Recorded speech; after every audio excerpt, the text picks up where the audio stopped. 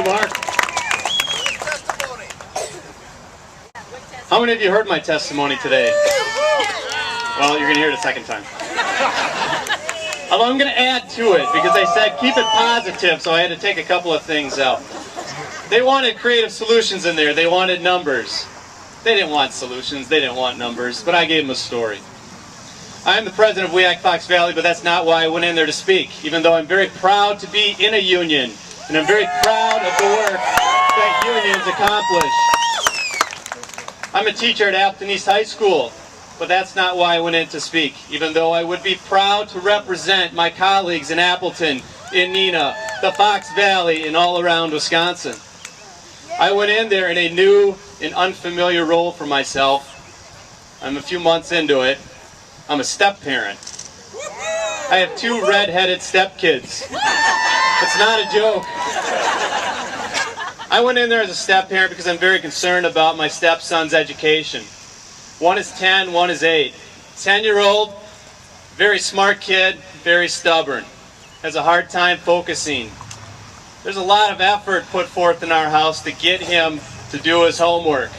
There's much more effort at the schools to get him to do his work. And we are very appreciative of his classroom teacher and all of the other professionals who come in there throughout the day to help him out. He would not be where he is today without them.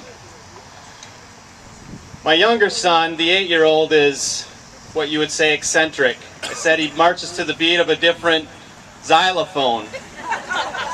He's not even in the percussion section. He's autistic, which presents a lot of challenges. He's got a very quirky sense of humor and a very funky sense of dress. The other day he had a red Power Ranger suit on with the fake muscles. He had a karate belt on.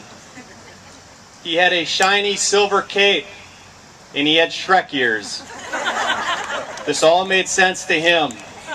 And we've seen enough weird wardrobes that attire is considered normal in our house.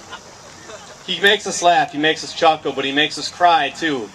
A couple times he got away. He had to go find the dog, and there were a few tense hours where he didn't know where he was, but we found him. One time he took off early in the morning because he had to find the wind, as he told us when he came back. It's hard. We are very appreciative of the people who work with him. He has a team of professionals who look after him in his school. In the progression, I've only known him for 3 years. He's 8 years old right now, 8 and a half, he would tell you. 8 and a half. From where he started to where he is now, it's remarkable. And that is due to the hard work and the true grit of his mother and the dedicated professionals in our public schools all around this state. So I presented a question to the Joint Finance Committee. I said, explain to me how cutting nearly $1 billion from public education is going to help my boys. I don't have a solution for you. I don't know how to balance a state budget. But I know what's important, and it's the kids in this state. We need to give them the education that we got from this state. Otherwise, there is no future. There is no future if they don't get those chances, those opportunities. Taking $1 billion away is going to take away opportunities like programs, like classes. It's going to take teachers away. It's going to take paraprofessionals away. It's going to take education away. And they know that. They know that inside. This is a plan to destroy public education, to knock it down into the dust so they can replace it with charter schools, with private schools. There's a place for charter schools, there's a place for private schools, but there needs to be a place for public schools. My boys depend on the services only public schools can properly provide. And they know that. They don't have a creative solution for that problem down the road. So, we need to keep letting them know. We need to let our neighbors know that this budget is unacceptable. And I ended my testimony with a short spelling lesson. I told them that the word compromise has more than 4 letters in it. So they need to stop treating it like a four-letter word.